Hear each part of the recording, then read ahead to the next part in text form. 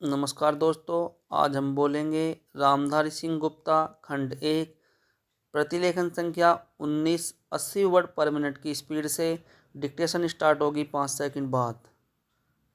Start.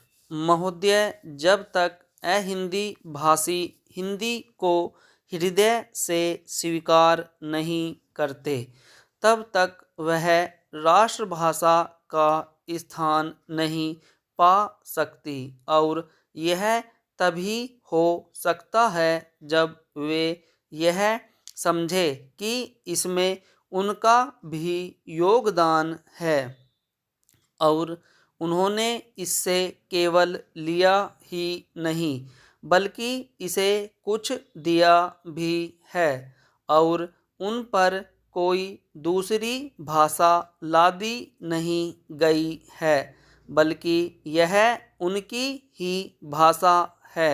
मेरे कहने का अर्थ यह नहीं कि आप उनकी ही व्याकरण अपना लें। इसका अर्थ यही है कि आप उदारतापूर्वक जितना ले सकते हैं ले लें। भाषा इसी प्रकार बन सकती है। यह भी आवश्यक नहीं है कि उसको स्वीकार करने पर आप वही लिखना आरंभ कर दें, परंतु जो वे लिखें उसको आप गलत न समझें। आज किसी भी भाषा का रूप वही नहीं है जो उसके प्रारंभिक काल में था। उसमें परिवर्तन होता रहता है। हिंदी के इतिहास में भी आपको यही बात मिलेगी। मैं हिंदी का कोई विद्वान नहीं हूँ, पर मैं अपने अनुभव से यह कह सकता हूँ कि उसमें भी पिछले 500-600 वर्षों में बहुत अंतर पड़ा है तथा पहले की और आज की हिंदी में काफ़ी अंतर है।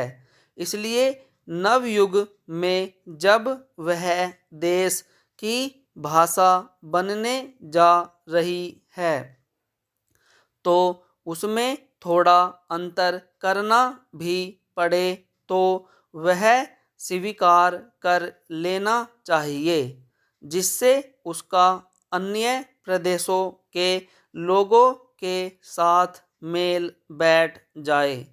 कई अहिंदी भाषी लोगों ने भी हिंदी की काफ़ी सेवा की है।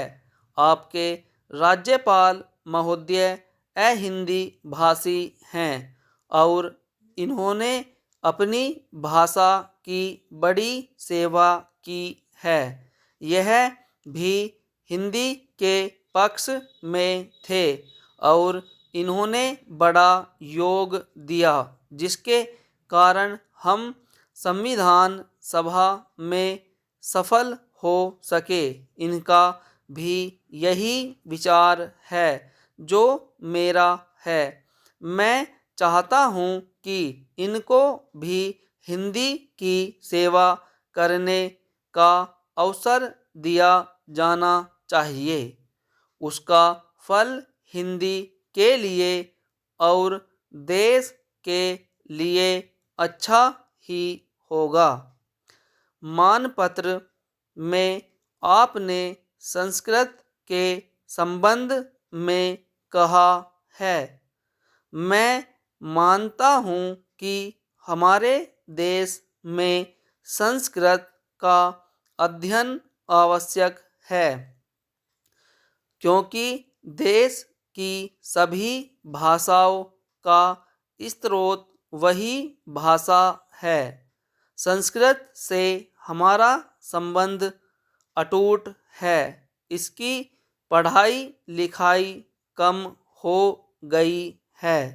यह हमारे लिए दुख की बात है। मैं आशा करता हूँ कि इसकी उन्नति होगी। स्टॉप।